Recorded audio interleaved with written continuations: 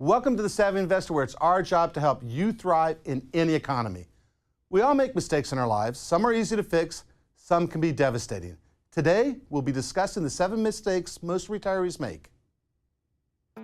Welcome to The Savvy Investor. Each week, The Savvy Investor helps viewers just like you create and grow wealth, protect and preserve it, and distribute it in the most tax-efficient manner while alive and after you have passed. Our goal is to make you a better informed investor that hopefully leads to better results, but certainly less risk along the way.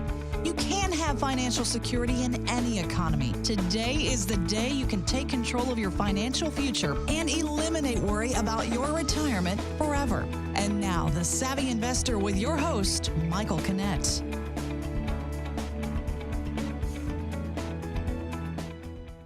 Mistakes happen. It's just part of life. Sometimes the mistakes we make have little or no impact, like when we take the wrong exit off a highway. Most of the time, it's an easy fix. We just turn right around and get right back on the road, and a little loss of time, but hopefully no stress.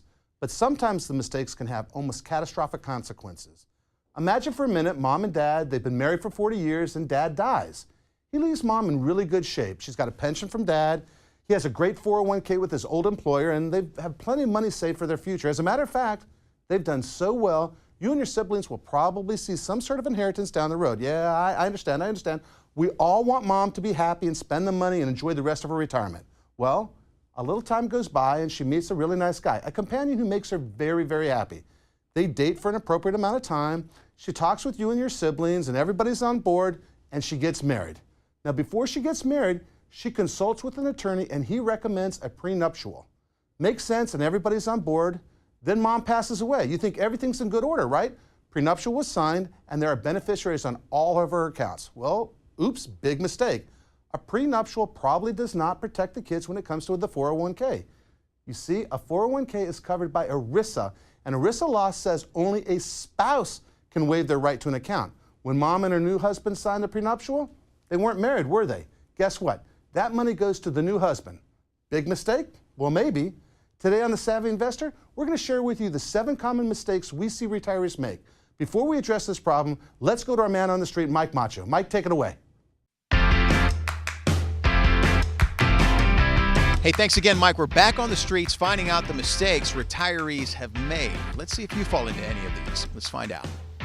Do you think you've planned thoroughly for retirement? Yes. No. I wasn't intending on retiring. I got sick and had to retire. I think I'm prepared, or I'm on the track to preparedness, I suppose. Are there any mistakes that you think that you've made along the way that you could perhaps advise someone else on what not to do? We've been very conservative. We've lived below our means, so it's hard to say. I had a nice little chunk of change saved up, and I put it all in one pot or one basket, and all those eggs broke, and I had to start over. I guess that'd be, I would say diversify, I suppose, if that's, yeah. Not saving enough money. You have to put money back in order to have a good retirement.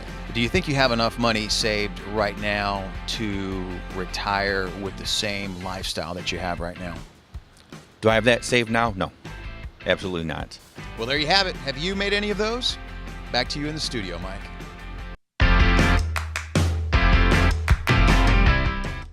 As always, Mike, great conversation. Always like to hear what people have to say on the street. You're watching The Savvy Investor, and we'll be right back. Call for your free retirement guide at 1-800-787-SAVVY.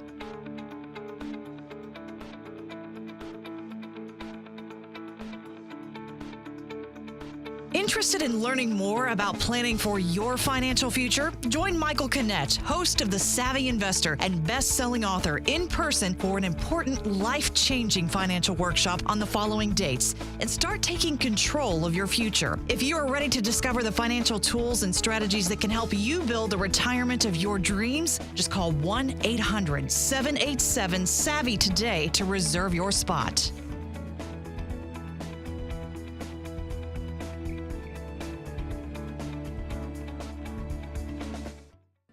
Want to lower your taxes by as much as 25% this year? If you think Uncle Sam is taking too much of your hard-earned money, it's time you did something about it. Our specialists and attorneys have over 100 years of experience helping hardworking retirees just like you. For a limited time, we're giving $99 income tax preparation appointments to everyone who calls and mentions this offer. Our licensed team of professionals can help assist you with sound tax planning, financial planning, and investment management. Taxes are too important to let just anyone prepare your returns. Call ProStatus at 800-787-SAVVY or visit ProStatusFinancial.com to ensure you get all you've earned. Most of us understand that planning is the key to retiring with the resources and benefits you need. Most of us also don't think about what would happen if a significant portion of these resources were taken away from us before we reached our goals. This can happen through a bad investment, a lawsuit, or even unintended expenses. As the nation's leading asset protection attorney, this is the area in which I work, to protect the assets you've worked so hard to create so that they're there for you when you need them. Call 1-800-787-SAVVY.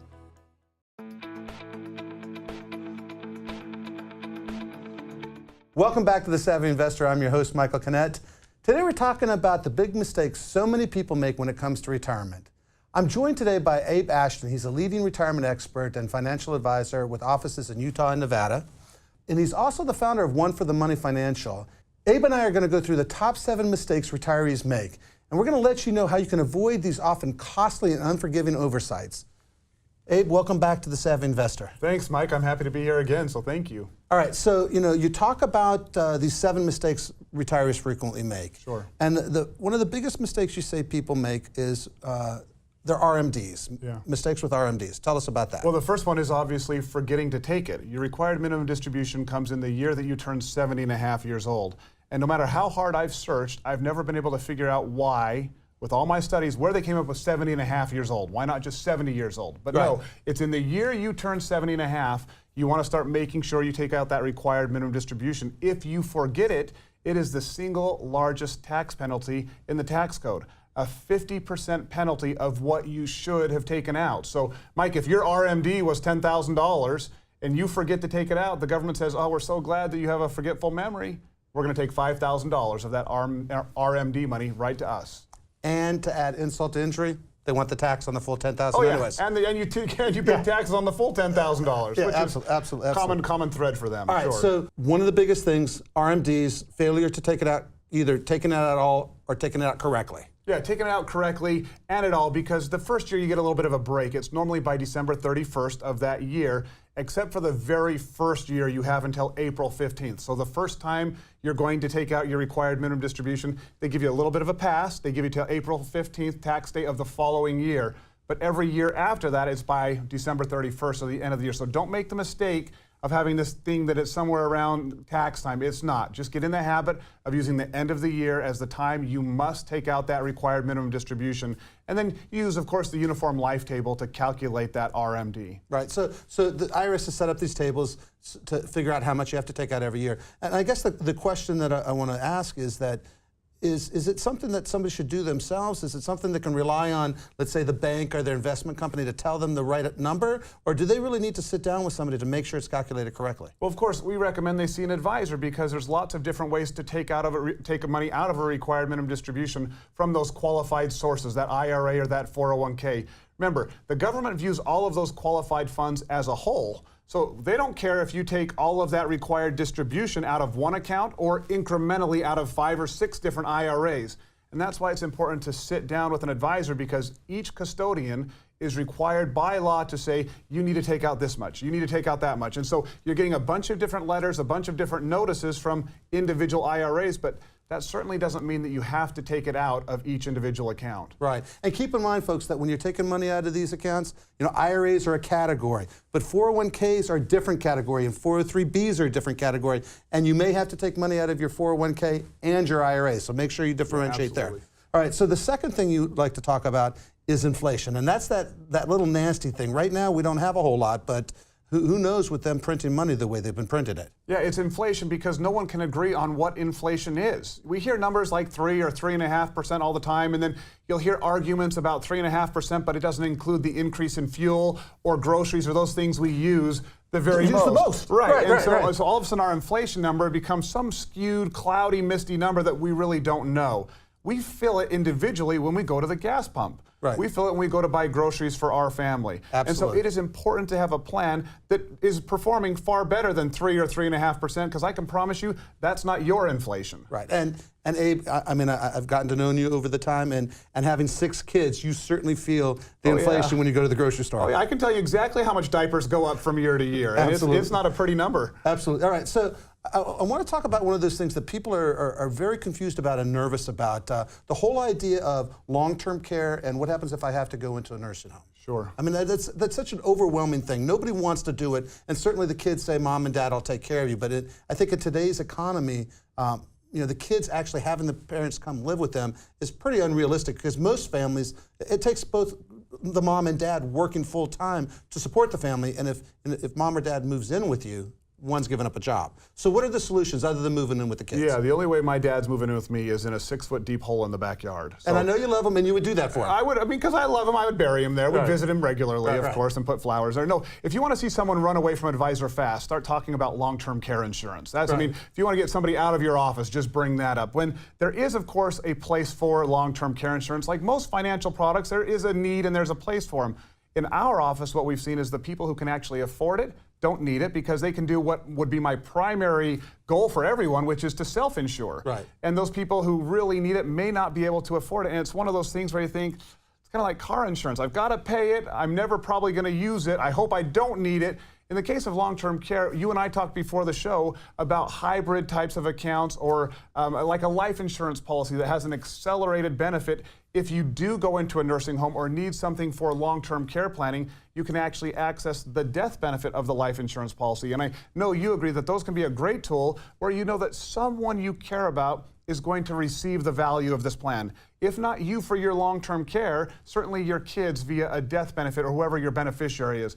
And those can kind of kill 2 birds with 1 stone. So that's something to look into by talking to an advisor. You know, and I do find it somewhat ironic, you know, as people email us questions and stuff, you know, that they don't want to pay for long-term care because it's the one insurance that they're going to be mad at if they paid for it and don't use it. Yeah. Conversely, you know, they're more than happy to pay for homeowners insurance or auto insurance or one of those, sure. and they hope they never use it. Right. So, and then of course, you know, as an attorney, you know, one of the things that we always look at and use as a possibility is Medicaid planning. So certainly that could fall into as a role as well for Medicaid planning.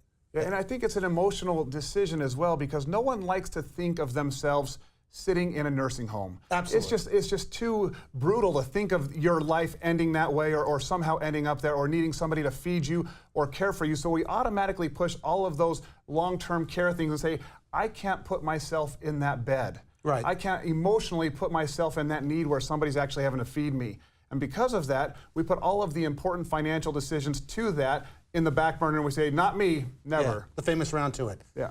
We've covered 3 of the biggest mistakes retirees make so far: failing to take their required minimum distributions, not accounting for inflation, and not accounting for the possibility that you might wind up with some time in a nursing home. Now, we have 4 more to go. When we come back, we're going to address those with Abe Ashton. You're watching The Savvy Investor, and we'll be right back. Call for your free retirement guide at 1-800-787-SAVVY.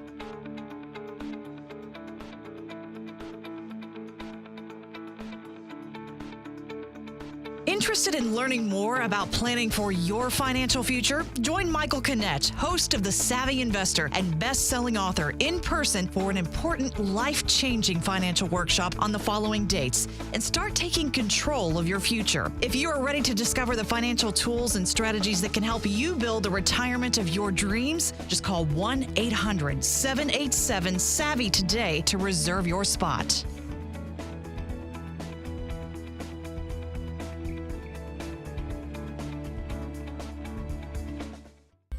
Now keep in mind that just like any tool, there's the right tool for the right job and a wrong tool for the wrong job. We've just scratched the surface here, and you'll want to know more about how today's conversation might or might not fit your needs. Ask about fees, surrender charges, market risk, interest rate risks, how the guarantees work, liquidity, and much more. Remember, the right tool for the right job. If you're in retirement or retiring in the next 3 to 5 years, you must read Michael Canet's best-selling book, Surviving the Perfect Storm. Best-selling author and National Quill Award winner, Michael Canet's Surviving the Perfect Storm is a must-read to prepare for your golden years. This amazing book can be yours absolutely free, but you must call 800-787-SAVVY. Supplies are limited, so be one of the first 25 callers to receive your free limited edition autographed copy of Surviving the Perfect Storm. Call 800-787-SAVVY.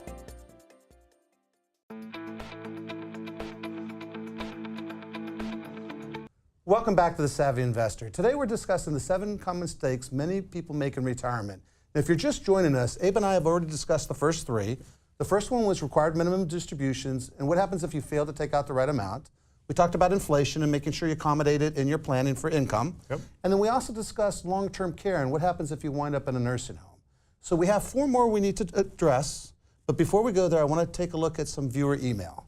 So the first question we have is from Patrick in Naperville, Illinois.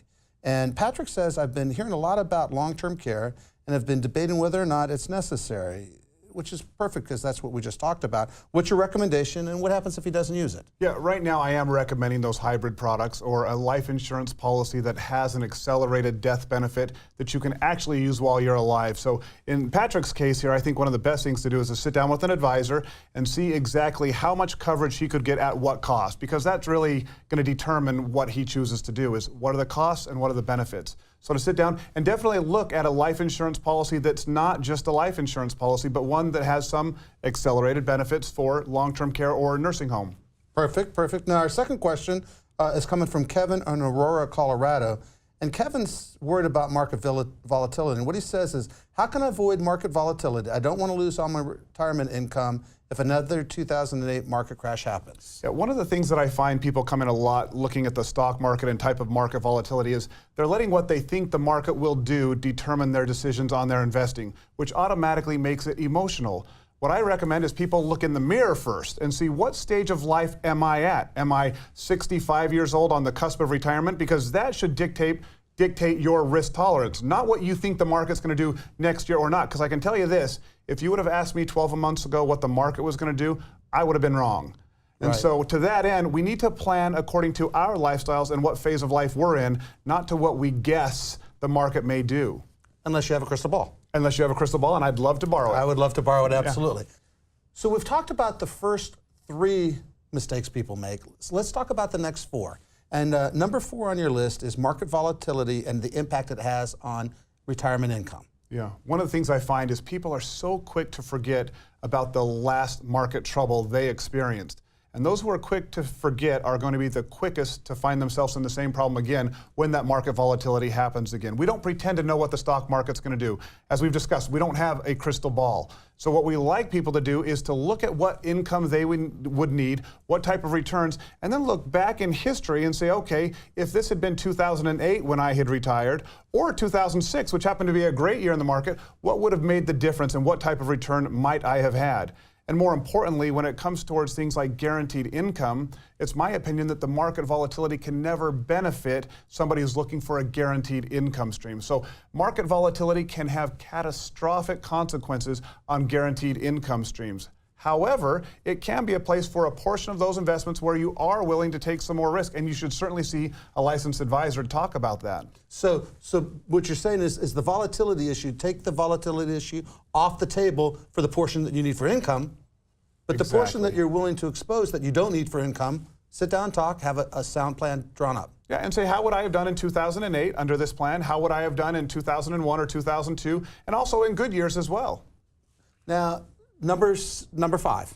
Let's talk about taxes. Oh boy. You know, I mean, there's always death and taxes, the 2 sure things in life. Yeah. And I'm of the opinion that in the future, taxes are not going to be going down anytime soon. Yeah. Not with economic issues and the debt that we have as a country. So where are we with taxes, and what do you think people need to do there? Well, we focus a lot on retirees, those people who are already receiving Social Security income. And one of the things that we find a lot from folks coming in is when they bring in their tax return and they look on line 20B of that tax return and see how much of their Social Security income they're paying taxes on, they don't understand, and they're flabbergasted they're paying taxes again on dollars that they put in after tax before when they were still working.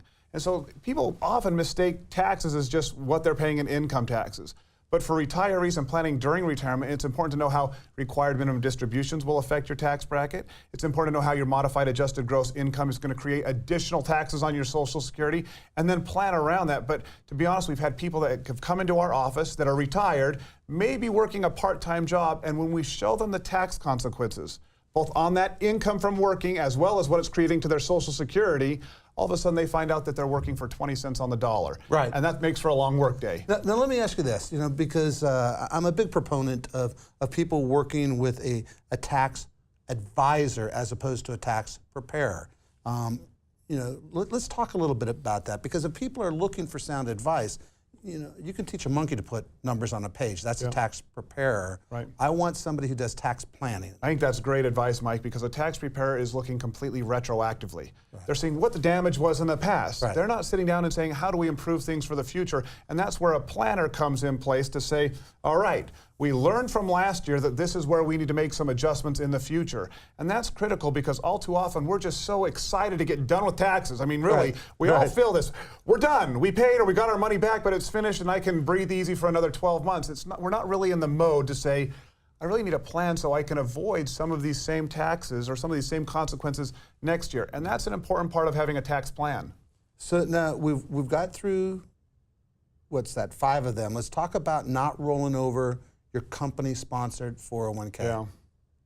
Ask yourself if you always like the way the company you work for manage their money. Right. And this is where you want to hold your retirement dollars. Now, there are some specific restrictions that affect 401ks while they're held at your employer, such things as stretch IRAs onto your beneficiaries. Most importantly, I think that you should control and own and be dictating the custodian of your 401k money. So most people do choose to roll their 401ks away from their company as soon as they retire, and in many cases as soon as they can, because the fees are often higher in the company 401k plan, the restrictions are often greater, and your choices are often more limited by keeping it with your employer's plan. And plus, they don't have an opportunity to actually sit down and talk to somebody and create a plan. I mean, they can't come and see you and say, hey, how do I create a plan? Yeah, it's more about the company than it is about the individual. Right. And then the last piece of the puzzle that we see, the mistakes that you see being made, is not understanding the fees associated with the investments. And it always amazes me when I hear people, we get emails in and they talk about the fact that their advisor doesn't charge them anything. And the staff, we always sit around and talk about it, and it puts a little smile on our face to think that somebody is working for free. But let's talk about those fees, because sometimes they can be egregious. Yeah. One of the concerns is they just have such a wide range, from very low, minimal, or no fees to very high fees. And people say, well, what's the difference? I've got somebody who says, I don't charge any fees, and then I've got somebody who charges 4 or 5%, and that sounds crazy and ludicrous. It's important to have a breakdown of what you get when you're paying for a fees, because, Mike, I'm not opposed to someone charging a fair fee for a fair service provided. Right. It's when people come in and I ask them, what are you paying in fees? And 1, they don't know, or 2, they don't know what they're getting for paying those fees. So imagine walking into McDonald's and saying, I don't know how much anything on the menu is, and I don't know what I get after I order. Right. But unfortunately, people do this with their retirement plans, their investments all the time, saying, well, I just trusted the guy behind the counter. Okay, well, that's not a good strategy. It's a good, sound financial family business decision. So fees are not a bad thing. In fact, fees can be very good when you understand what they are and what you're receiving for the fee you're paying. I think that's great advice. So we have 7 things that Abe's told us, 7 issues that you need to be concerned about, the 7 mistakes retirees make. Abe, great conversation as always. We appreciate you being on The Savvy Investor. Thank you. Happy to be here. We're going to take a quick break. When we come back, we're going to give you the 3 takeaways from today's conversation. You're watching The Savvy Investor. We'll be right back. If you have questions, drop us a line. Each week, our experts will address viewer mail, and you can email us your questions or go to our website, thesavvyinvestortv.com, and click on Contact Us.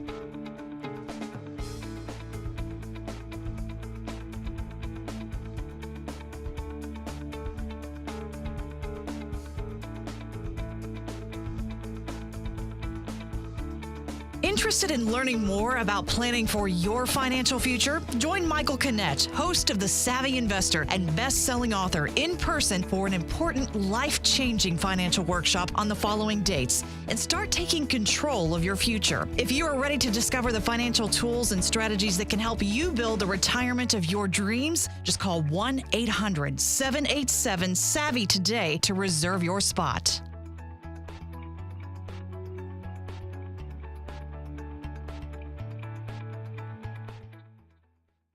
Want to lower your taxes by as much as 25% this year? If you think Uncle Sam is taking too much of your hard-earned money, it's time you did something about it. Our specialists and attorneys have over 100 years of experience helping hard-working retirees just like you. For a limited time, we're giving $99 income tax preparation appointments to everyone who calls and mentions this offer. Our licensed team of professionals can help assist you with sound tax planning, financial planning, and investment management. Taxes are too important to let just anyone prepare your returns. Call ProStatus at 800-787-SAVVY or visit ProStatusFinancial.com to ensure you get all you've earned. If you're in retirement or retiring in the next 3 to 5 years, you must read Michael Canet's best-selling book, Surviving the Perfect Storm. Best-selling author and National Quill Award winner, Michael Canet's Surviving the Perfect Storm is a must-read to prepare for your golden years. This amazing book can be yours absolutely free, but you must call 800-787-SAVVY. Supplies are limited, so be one of the first 25 callers to receive your free limited edition autographed copy of Surviving the Perfect Storm. Call 800-787-SAVVY.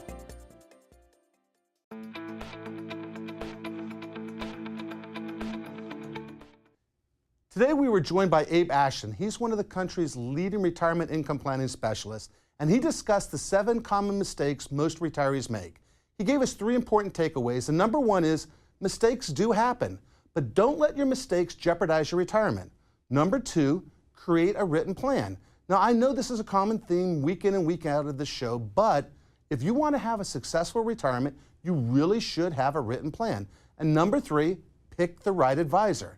Pick an advisor that's going to look out for your interests first and help you avoid making common mistakes during your retirement. Thank you, Abe, and thank you for joining me today. We'll see you, the Savvy Investor, next week. Call for your free retirement guide at 1-800-787-SAVVY. Every retiree's goal from our perspective is to take the least amount of risk possible to accomplish your goals. Too often, financial advisors and stockbrokers assess your risk tolerance. Just because you can tolerate the risk doesn't mean you have to accept it. Remember, at the end of the day, it isn't how much you make, it is how much you keep. If you would like more information about today's topic, you can contact our offices or visit us on the web at thesavvyinvestortv.com. When you visit our website, sign up for our free weekly newsletter where we give you tidbits each week to help you make smart money choices.